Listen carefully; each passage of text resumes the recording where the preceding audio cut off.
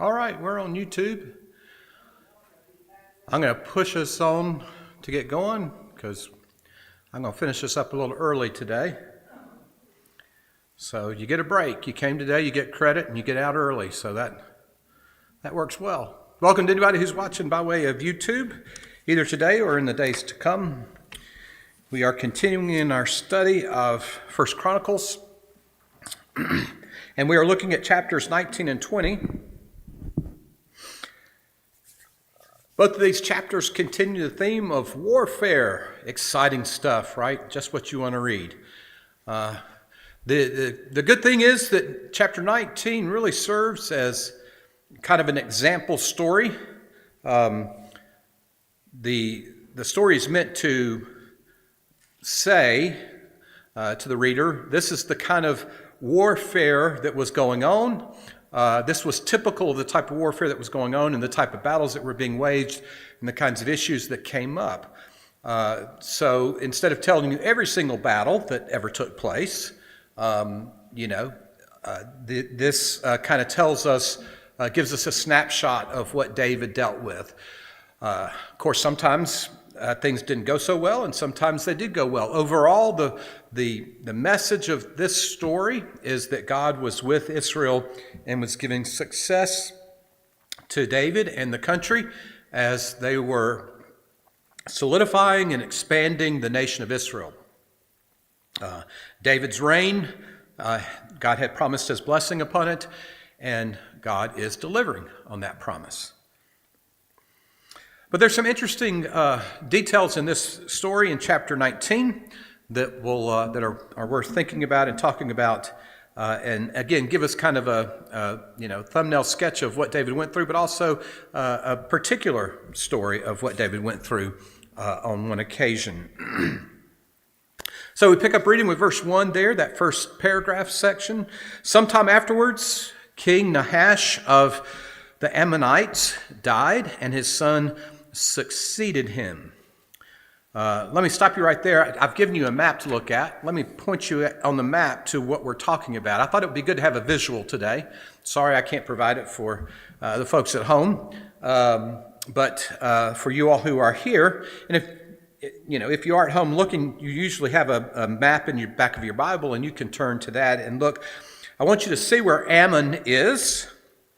It's in pretty big print there to the right of the page as you look at it. It's to the east of the Jordan River. That's Ammon. That's a territory we're talking about. You'll see Rabbah, R-A-B-B-A-H. Rabbah is the capital city of the Ammonites. You'll see Moab is to the south there. If you go straight north, we're going to be talking about the territory of Aram, right up there in the corner, right? Damascus, you see up there, Aram, Syria. Those names speak to the Syrian people, to the Arameans, as you will see it in the text. If you go down a little bit southwest of that, you'll see Ma'akah, that territory which is up there, and we're going to be hearing about some troops coming from there. So you can see what we're talking about here and where these enemies are that David is dealing with. Of course, Judah and Israel, you see the expanse of the territory there. You see the Philistines on the southwest corner of the territory. We'll be talking about them. But you get a feel for the land, and you get a feel for David's fighting these battles, and you see that he's fighting battles on all fronts as we go through these passages. But we're going to come back to this map in just a few minutes, but I just wanted you to get kind of oriented to it. They're going to be fighting in the territory of Ammon near Rabbah in several of these verses, and so you can get a sense of where they are and what they're going to be doing. So we pick back up with the text as we were reading it. Sometime afterwards, King Nahash of the Ammonites died, and his son succeeded him. David said, I will deal loyally with Hanun, son of Nahash, for his father dealt loyally with me. So David sent messengers to console him concerning his father. His father has just died. When David's servants came to Hanun in the land of the Ammonites to console him, the officials of the Ammonites said to Hanun, do you think that because David has sent people to console you, that he is honoring your father Have not his servants come to you to search and to overthrow and to spy out the land? So Hanun seized David's servants, shaved them, cut off their beard and their hair, cut off their garments in the middle at their hits. In other words, left them exposed, we shall say, and sent them away. And they departed. When David was told about the men, he sent messengers to them, for they felt greatly humiliated. The king said, "Remain at Jericho until your beards have grown, and then return." Jericho, by the way, you see on the map, is right there to the west of Rabbah, Gilgal, and Jericho, right there, the Dead Sea. So, the story begins. The whole of chapter 19 has to do with David's dealings with the Ammonites. And David's first inclination is good. David, again, is a righteous man. He is an honorable man. He is a man who takes seriously his call to be Israel's king. And so he wants to deal justly and graciously and mercifully with everyone he can. Now, when you're dealing in international affairs, you have to be very careful. You never know when somebody is going to turn on you. You never know when somebody's dealing deceitfully with you. And so you have to be pretty wise. You have to be pretty careful, pretty suspicious in some respects. And we see the suspicion of the Ammonites in view here. So we can't completely fault them for wondering if David wasn't trying to take advantage of them. But David is wanting to deal with them in a very positive sort of way. It seems to be a genuine act of mercy. The first verse tells us, the second verse tells us that he wanted to deal loyally with Hanun because his father had dealt loyally with him. He had had a good relationship with King Nahash, and he wanted that relationship to continue on with the son. And so surely the son would have known that David was somebody that his father had trusted or had dealt with in a good fashion. So it's a little bit surprising that he takes this approach. So David wants to deal rightly with him, and he wants to exercise, a wise course of action. Again, you've got enemies on every side of you, and you're in alliance with some of the nations, and you're at odds with other nations, and you're always having to play several people, several different nations against each other sometimes, and with each other on other occasions. Really, wisdom is very key here, and David exercises it. Hanun, perhaps he was young. Surely he was inexperienced. And it seems to be that his first inclination was to receive David's men in the spirit in which David had sent them. But then his advisors start to talk to him. And his advisors are probably older, experienced people in the government. We don't know if they have any axe to grind with David for any reason. We don't know, what stands behind their suspicion of David's gesture. We're not told. But they have a lot of influence on Hanun. And they sow the seeds of suspicion in him, and so Hanun responds accordingly. David's men come to bring kind expressions from David, and Hanun has them humiliated. The shaving of the hair, and then the disrobing, are both acts meant to humiliate them.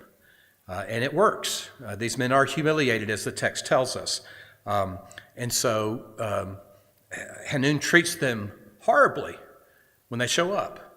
It's an act of disdain. And David takes it for what it is. This is an act that's going to, inspire warfare. This calls us, I think, to stop for just a second and to consider, the qualities of a good leader. One of the set of qualities of a good leader. This is not anything political. I don't have any agenda in mind here. When there's something to be said that applies generally, then I'm going to say it with respect to leadership and kings and all that kind of stuff. So I'm not implying anything about anybody in office now or in office in times past. But I think this encourages us. We always talk about, we should vote for a godly man. Well, what does that mean? Or godly woman. What does that mean? Well, here's a specific. Here's something to think about. Here's one aspect. There are a whole host of things whenever you think about who ought to be in leadership positions in our local communities or our state communities or our national communities. What kind of things do we look for? Well, here's one thing that's very, very important, I think. The affairs of nations are very, very, very complicated matters. And dealing with other nations requires skill and patience and diplomacy. That's one of the things I think, this is me, that's one of the things I think, we ought to have in mind when we think about who we want to be a leader. You think about that when you call a pastor, right? If you've got some hothead person who's going to come in here and, run over people right and left, that's a recipe for disaster. So how that person deals with others matters to you, and how that person handles the intricacies of interpersonal relationships matters. That's why I love the Andy Griffith Show. Andy is a great, king. He knows how to deal with people and how to help them be their best selves with each other. And he knows how to intercede beforehand so that, they don't do stupid stuff and mess everything up for everybody in general. And he knows how to, build the person back up when they've done something wrong, usually Barney. And that's I've always said he's a great example for pastors. He's a great example for leaders too. And it's not just on the international front, but it's also dealing with, the different groups in the country as well. So having that kind of patience, having that kind of wisdom, and being careful in your deliberations, I think is a trait that goes to successful leadership. And so as we think about David and how he, handled his affairs, I think it's good for us to think in the larger terms about leadership in any part of our lives, and what we want to seek in leaders, and how we should use those things, for how we deliberate on bringing those leaders among us. So again, I'm not making any political statements here. I'm just raising from the text what I think is worth thinking about. And I really do believe that's true. Well, we're on the verge of war because Hanun has acted, carelessly, incautiously. When the Ammonites saw that they had made themselves odious to David, we don't know if David said anything to them. We don't know if David, how David communicated his ire towards them. It's not told that he does. That they realize, we messed up here. When the Ammonites saw that they had made themselves odious to David, Hanun and the Ammonites sent 1,000 talents of silver to hire chariots and cavalry from Mesopotamia. Mesopotamia is that northern part on your map, okay, where Syria is and up in that area. From Aram Ma'akah, you see Ma'akah up there, and from Zobah. Zobah's up in that direction too. I don't know if it's on that map or not, but it's up in that direction. They hired 32,000 chariots and the king of Ma'akah with his army, who came and camped before Medeba. Look on your map in Ammon and you can see Medeba. It's south of Rabbah, south of Heshbon. And the Ammonites were mustered from their cities and came to battle. The Ammonites call for the forces. This is no small thing. They're preparing for war. we really messed up. We really messed up. Verse 8, when David heard of it, he sent Joab and all the army of the warriors. The Ammonites came out and drew up in battle array at the entrance of the city. That's probably referring to Rabbah. The Ammonites came out and drew up in battle array at the entrance of the city, and the kings who had come were by themselves in the open country. So battle is going to be waged. The Ammonites have prepared. They've appealed to the nations in the north who are in alliance with them, and those nations have responded, and they've sent many troops, and even the king to come down and to be ready to do battle on behalf of the Ammonites. Again, we don't know, if the leaders in Ammon, not Hanun, but some of his associates, some of his counselors, maybe they had some big scheme. Maybe they were trying to goad David into action, and maybe they thought they could, use this opportunity, bring in their allies, and, go in and take Israel.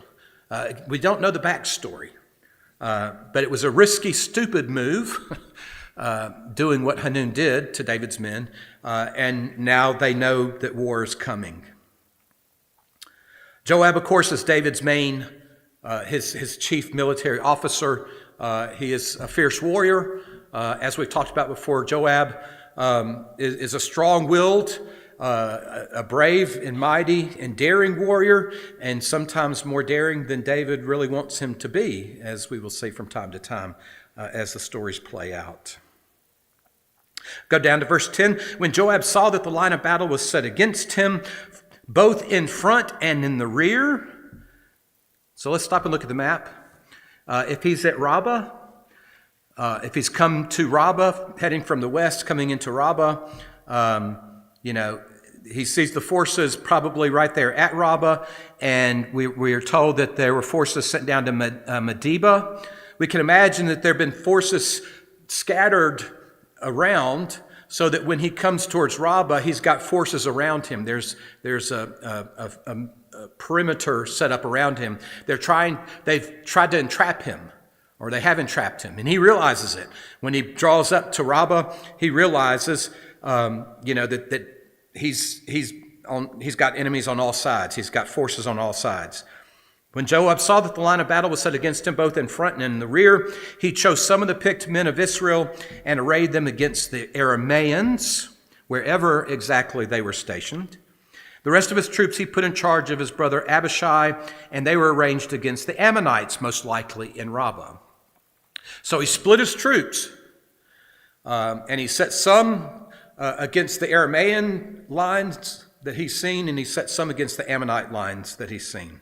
Verse 12, he said, if the Arameans are too strong for me, then you shall help me. In other words, in my battle against the Arameans, if things get too hot and heavy, I'm going to send word to you, and you're going to come and help me. And the reverse is going to be true too. But if the Ammonites are too strong for you, then I will help you. Verse 13, great verse here. Be strong, and let us be courageous for our people and for the cities of our God, and may the Lord do what seems good to him. So Joab and the troops who were with him advanced towards the Arameans for battle, and they fled before him. When the Ammonites saw that the Arameans fled, they likewise fled before Abishai, Joab's brother, and entered the city. Then Joab came to Jerusalem. Go back to that verse 13. He's got his troops divided. He's got forces in front of him, forces behind him, and his troops are divided to meet them. And he speaks these words. This is straight out of Hollywood. When you see a Hollywood movie and you've got this kind of thing, and the commander speaks brave words, encouraging words, but sobering words, and that's what we have here. Be strong, and let us be courageous for our people and for the cities of our God. In other words, let us fight for our nation. Let us fight for our people. And may the Lord do what seems good to him. We don't know how it's going to turn out.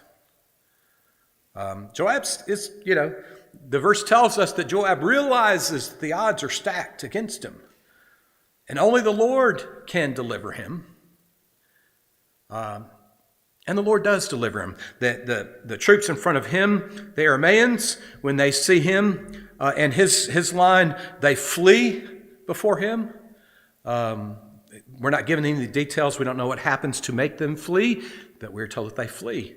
And once the Ammonites see that that's taking place, they flee. They draw back into the city and will not engage in battle against Joab and his men.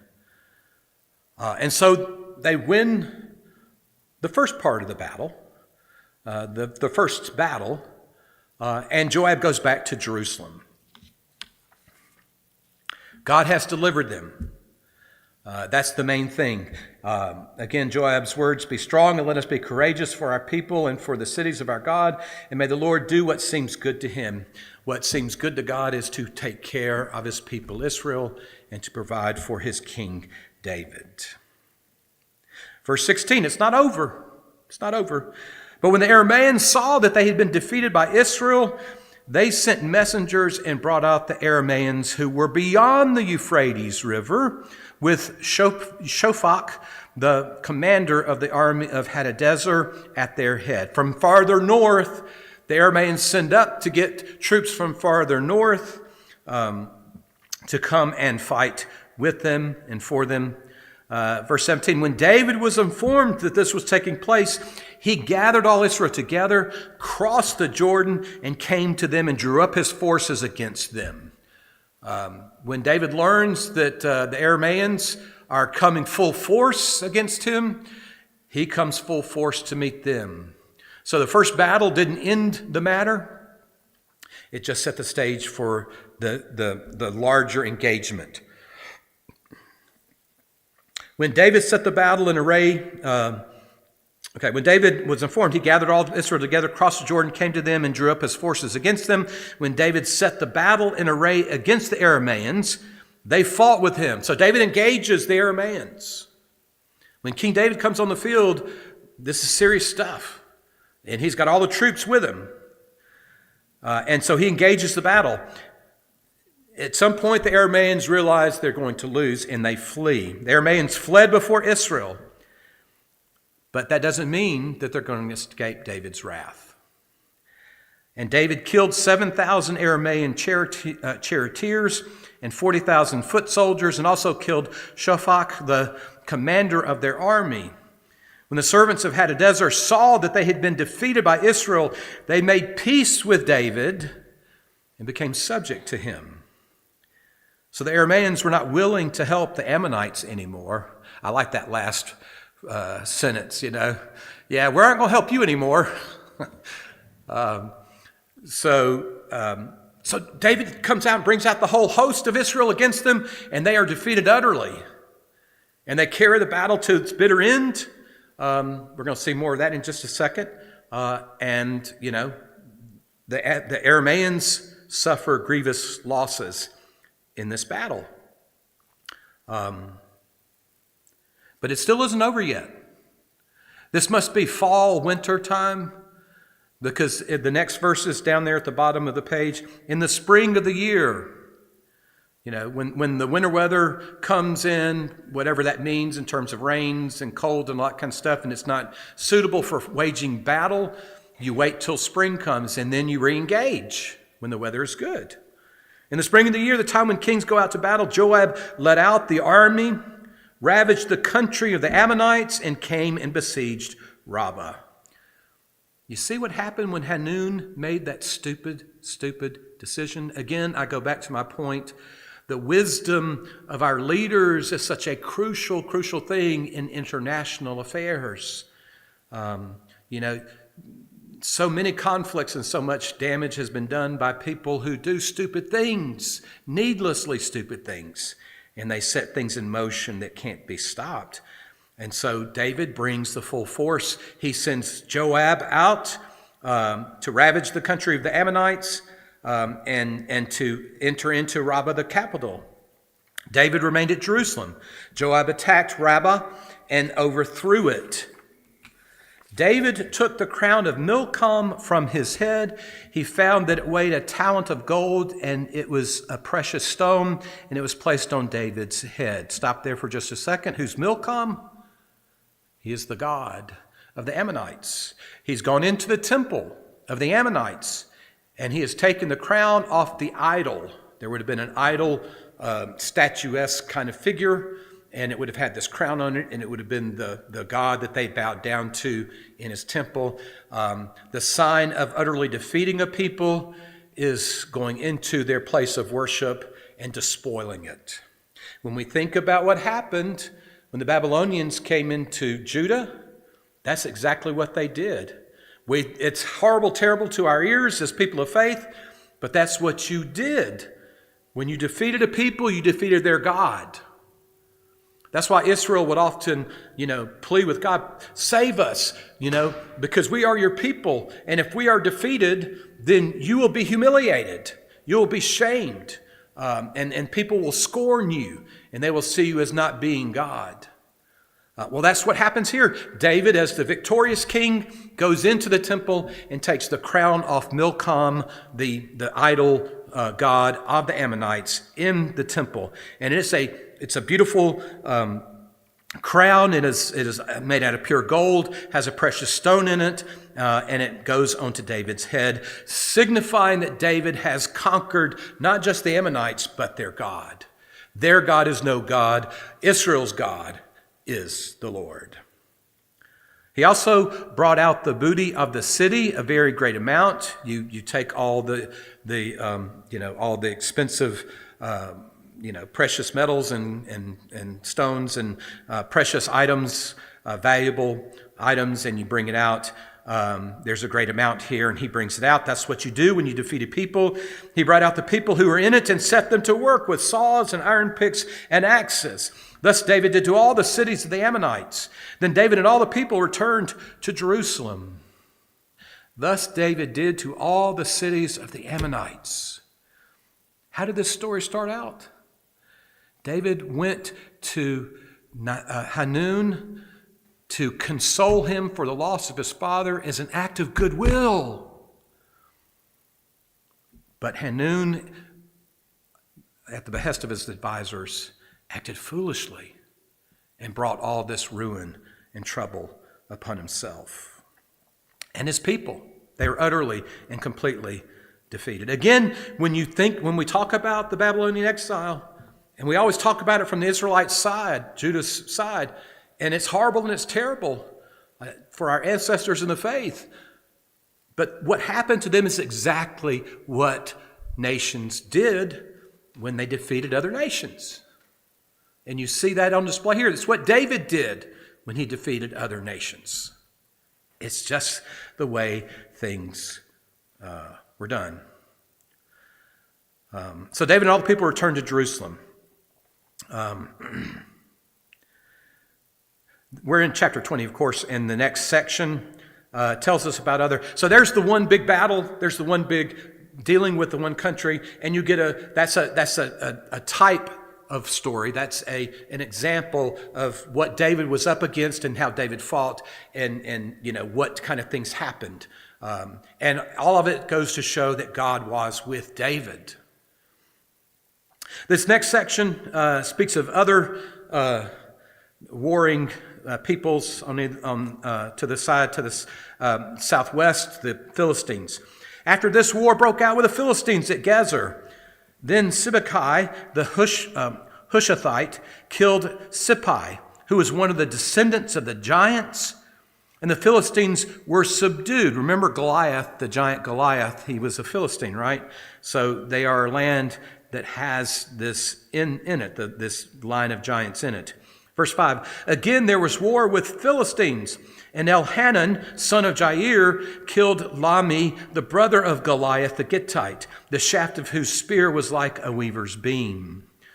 Again there was a great war at Gath, where there was a man of great size who had 6 fingers on each hand and 6 toes on each foot, 24 in number. He also was descended from the giants. When he taunted Israel, Jonathan, son of Shimeah, David's brother, killed him. These were descended from the giants in Gath. They fell by the hand of David and his servants. So interesting connection back. You never get rid of those enemies in these days. They're always your enemies. And they go down for a while and then they come back up. There's nothing new under the sun, as Solomon says in Ecclesiastes. So again and again, battle, battle, battle, battle, blah. And that's the last thing to take out of all this. David always had enemies coming at him. It was hard work that he had to do to solidify the country, to secure its borders, to expand its borders, to do what nations do in order to become great. I mean, you take in other peoples and other lands in order to give yourself all the resources you need to be a great country, right? It's work we frown on, but it's work of survival. It's very much a conquer or be conquered kind of world. And David was constantly in battle. And again, as I've said before, when you read the book of Psalms and you hear David complaining about the enemies around him and about those within his own ranks who are sabotaging him and acting deceitfully, David always was on duty as a warrior. As I've said before too, that's a lesson for us in the church. We are always under assault. We are never at rest. Our rest is on the other side of the coming kingdom. Now we are at battle. Now we are engaged on every front. Our call is to grow in all righteousness and to minister the way of Jesus Christ in a world that is decidedly against Jesus Christ. And Satan uses a host of activities and tricks to try and get us off track, to try and frustrate us, to try and turn us against each other. And he has great success at it. And part of the reason is that we don't understand that we are at war. And so you never rest when you're at war. You've always got to be diligent. Apostle Paul talks about, taking the armor, in chapter 6 of Ephesians. You've got to take the armor and be a battle. You're not fighting physical enemies, but you're fighting spiritual enemies of all sorts. We are never, as much as I love Andy Griffith, the notion that we are a nice little Mayberry kind of town existence as a church is a false notion. It's a heavenly vision, but it's a false notion. It's never easy and simple.